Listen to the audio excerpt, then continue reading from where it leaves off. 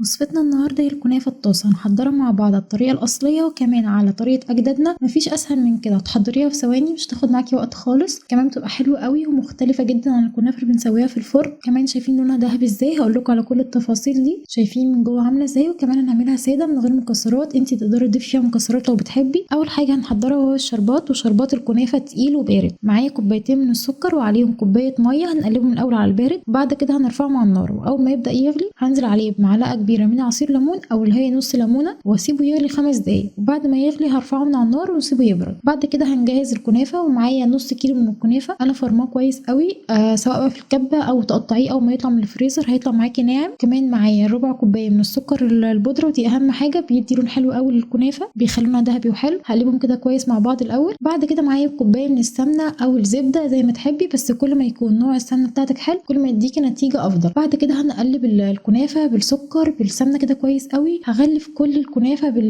بالزبده بتاعتي او بالسمنه. شايفين كده خلاص الكنافه اتغلفت كويس قوي، اتاكد ان هي كلها متغلفه بالزبده. بعد كده هجيب طاسه دهنها كويس قوي بالسمنه او بالزبده، وهبدا انزل بكل كميه الكنافه بتاعتي. لو انت هتحشيها مكسرات هتحطي نص الكنافه، وبعد كده تحطي المكسرات بتاعتك او الحشوه اللي انت عايزاها تنزلي بالنص التاني. بعد كده هبدا اضغط عليها كويس قوي كده عشان اتاكد ان هي بقت متماسكه مع بعض. بعدين نرفعها على النار. شايفين النار بتاعتي هاديه جدا، انا عايزين النار هاديه علشان الكنافه ما تتحرقش، ومش هنحطها في النص، يعني احنا مش هنخلي النار تبقى مباشره في النص، احنا هنخلي الطاسه كده على على طرفها على النار. بعد كده هنبدا نقلبها، هنعد يعني احنا خلاص احنا ثبتناها على الاول الجزء دوت لمده 40 ثانيه، وبعد كده هنلفها تاني. هنفضل نكرر الحركه دي، والحركه دي هتاخد معايا 10 دقايق، اللي هي الطبقه من تحت. شايفين اول ما تبدا تفك كده من الطاسه وتاخد لون ذهبي خفيف كده من الاطراف، هبدا اقلبها. هجيب بقى طبق كبير او صينيه اي حاجه تقلبي عليها الكنافه، ونقلبها وننزلها تاني على الناحيه التانيه. شايفين لونها ذهبي حلو قوي ازاي. هنبدا نكرر نفس الحركه، بس الوش ده هياخد مده 8 دقايق بس عشان ما يتحرقش معاكي. واول ما تطلع على النار شايفين شكلها ذهبي حلو قوي اكننا مسوينها في الفرن بالظبط. هننزل على الكنافه على طول بالشربات البارد والكنافه سخنه، وبعد كده هتقدميها طعمها حلو قوي، واخده لون مظبوط جدا، لونها ذهبي وحلو ازاي، كمان مقرمشه قوي من بره وطريه جدا من جوه. ودي اصل الكنافه او الكنافه بتاعت اجدادنا. شايفين لونها حلو قوي ازاي بقى، من غير ولا فرن بقى ولا درجه حراره تكون مش مظبوطه، ممكن تحرق معاكي من تحت الشوايه، مفيش اي حاجه من الحاجات دي، تطلع معاكي مظبوطه وطعمها حلو قوي زي ما قلت لكم، مقرمشه جدا من بره وطريه قوي من جوه، طعمها حلو كمان من غير مكسرات، يعني مش مكلفه خالص. شايفين شكلها حلو ازاي. هستناكم تجربوها وتقولوا رايكم.